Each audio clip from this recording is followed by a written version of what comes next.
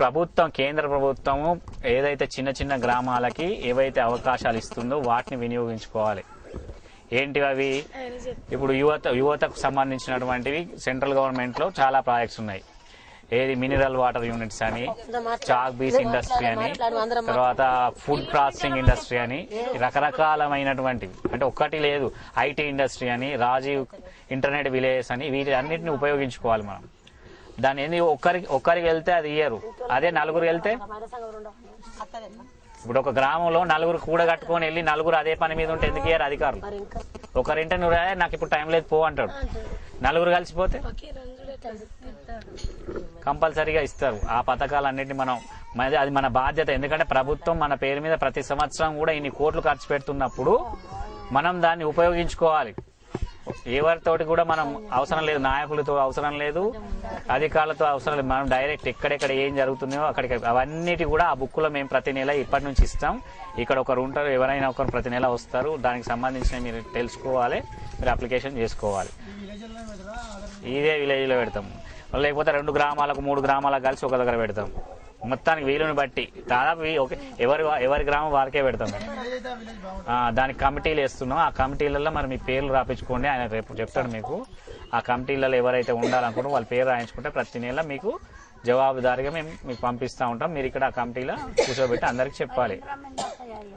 అన్నిటికీ మీరు ఏదైతే మీకు ఎక్కడెక్కడ ఎలిజిబిలిటీ ఉన్నదో అవన్నీ చూసుకుందాం.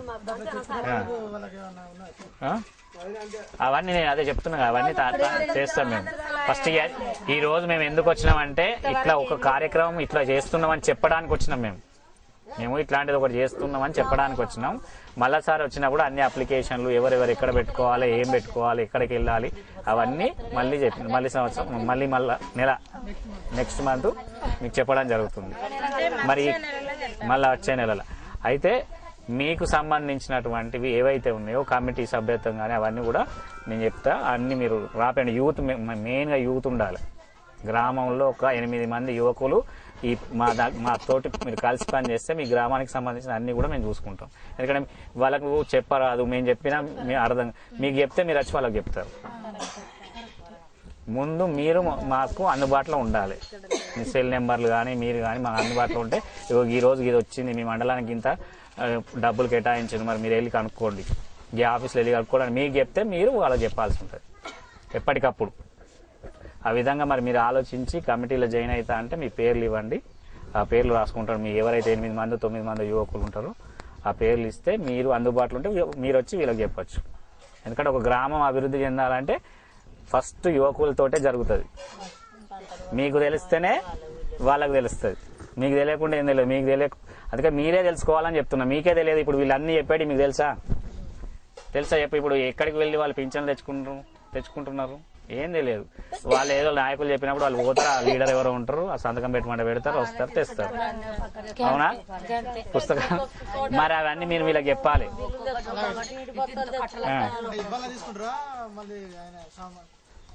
నేను అందరినీ అన్ని మాట్లాడి అన్ని నేను చేస్తాను. అదే చెప్తున్నా. మళ్ళీ మీకు ఎంతమంది అయితే మీరు అనుకుంటున్నారో అంతమంది మీరు మా కమిటీలో మెంబర్గా జాయిన్ అయితే ఆ ప్రకారంగా నేను చెప్తాను. అవన్నీ కూడా మీరు ఈ ఊళ్ళో గ్రామంలో డెవలప్ చేయాల్సి ఉంటుంది. అవసరం అనుకుంటాము మిమ్మల్ని ఎక్కడికి తీసుకోవాలి, కలెక్టర్ దగ్గరకు మేము తీసుకుపోతాం, కలెక్టర్తో మాట్లాడిస్తాం, ఎంఆర్ఓతో మాట్లాడిస్తాం. అంత కాదంటే సెక్రటరీ హైదరాబాద్లో కూడా మాట్లాడిస్తాం. యూత్ అంటే మనకు కావాల్సింది ఏంది?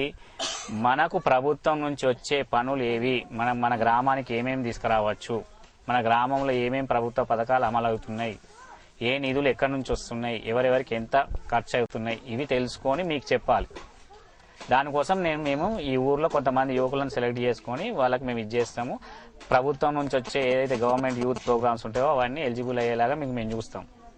ఏదైనా చిన్న లోపం ఉన్నా, చిన్న సర్టిఫికేట్ లేకపోయినా అవన్నీ మాట్లాడి సరిదిద్ది ఫస్ట్ మిమ్మల్ని ఇచ్చేస్తాం. దాని గురించి మీరు ఇంకోటి, ఈ సదస్సులలో ప్రతి నెల అంటే ఒక నెల తర్వాత, ఒక 4-5 నెలల తర్వాత ఉచిత వైద్య శిబిరాలు కానీ, గవర్నమెంట్ ఇచ్చే మందులు కానీ, గవర్నమెంట్ ఇచ్చే అటువంటివి ఏవి పుస్తకాలు కానీ అన్ని ఈ గ్రామానికి మీకు అందజేస్తాం. నాయకులకు కాదు, యూత్కి. ఎవరైతే యూత్ మీరు పంపిణీ చేసుకోవాలి. మీరు కరెక్ట్గా యాక్టివ్గా పనిచేస్తేనే ఇదంతా సాధ్యమవుతుంది. మీరు తెలుసు, నాకు తెలుస్తూనే ఉంటుంది. మీరు కరెక్ట్గా చేస్తానంటే ఇక్కడ ఎన్ని తక్కువ ఉన్నాయి, ఏం తక్కువ ఉన్నాయి, ఏం ఇప్పుడు స్కూల్ లేదన్నారు, టీచర్లు అట్లా చేస్తున్నాను అన్నారు. మీరు కరెక్ట్గా ఉండి మేము అన్ని పంపించిన తర్వాత వాళ్ళు చేస్తే మీరు ఊరుకుంటారా? ఊరుకోరు కదా. అదే ఆ విధంగా మీరు యాక్టివ్ ఉండి ఒక 5 6 మీరు సభ్యులు అయితే అప్పుడు నేను ప్లాన్ చేసి మీకు చెప్తాను.